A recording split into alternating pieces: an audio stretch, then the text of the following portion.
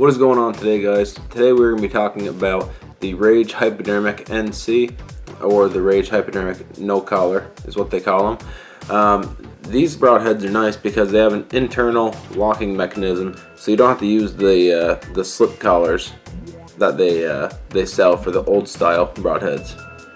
So these broadheads, the blades lock internally, like I said, so they just pop out when they hit the flesh or hide. They pop these down, and it pops out just like that. So there's a few points that I want to cover on these broadheads tonight, and the first one is the price point. So to buy these broadheads, it is $60 for 3 broadheads, or $20 per head if you look at it that way. But to me, that's kind of a high price point for what you're getting. I mean, it is a good broadhead and all, but for $60, I feel like you should at least get at least 4 to 5 of these broadheads. They're expensive, but they do a good job. So overall, I rate the cost aspect of this at a 6. So the next part I want to talk about is the durability. I think the durability of the broadheads is okay, but I've shot 2 deer with these broadheads now, both separate heads, and the first one had a blade malfunction where it did kill the deer, but it hit some bones, and the blades are fairly thin on these, so the blade actually just bent like almost in half, making the broadhead unusable for another deer, which is just sucks because the blade was still nice and sharp, but unfortunately it bent so much that I couldn't use it. And on this one here, this is the broadhead I just shot my spike horn with.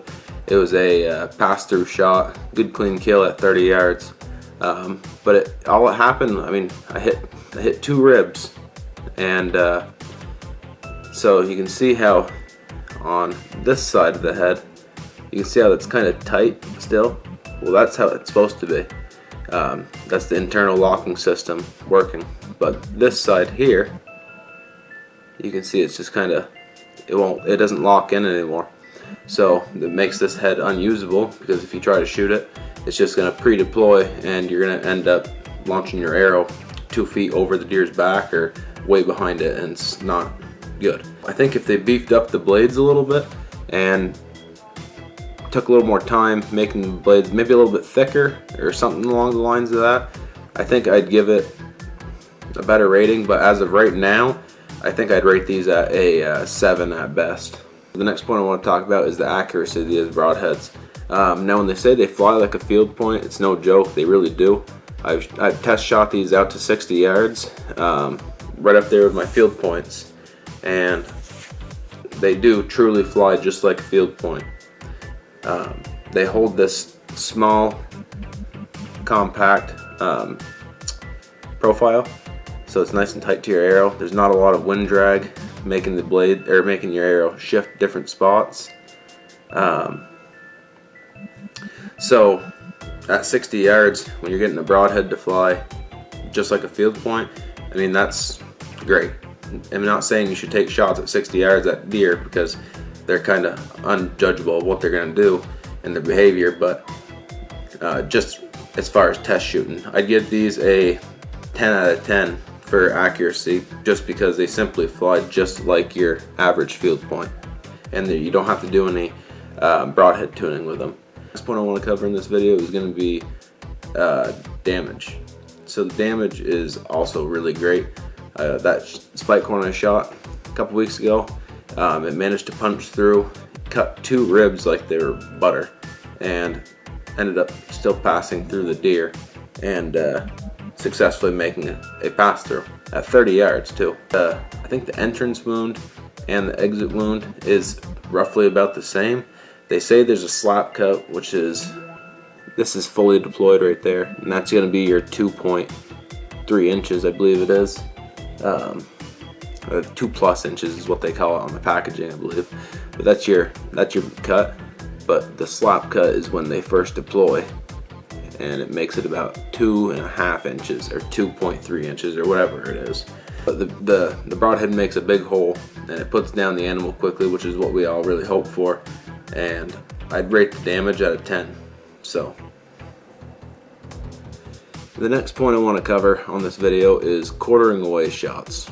Now, I've heard a lot of bad things about rage broadheads and quartering away shots. I've heard people telling horror stories of deflection, and I think a lot of that might be they're either aiming too far forward and they're hitting the shoulder blade at too steep of an angle. I mean, if you're going to deflect with any broadhead if you're at a more than a 45-degree angle. If you're shooting at a 60-degree angle, you're most likely going to deflect. But as far as like a 30 to 45-degree angle, these rage broadheads punch through deer. I mean, I didn't hit mine in the shoulder blade, so I can't help you there, but I did hit it in the ribs, and it punched through those ribs and sliced through them like they were nothing. So I'm pretty confident in taking quartering away shots with these. They got a nice sharp point both way to make that first initial impact and let the blades open and follow.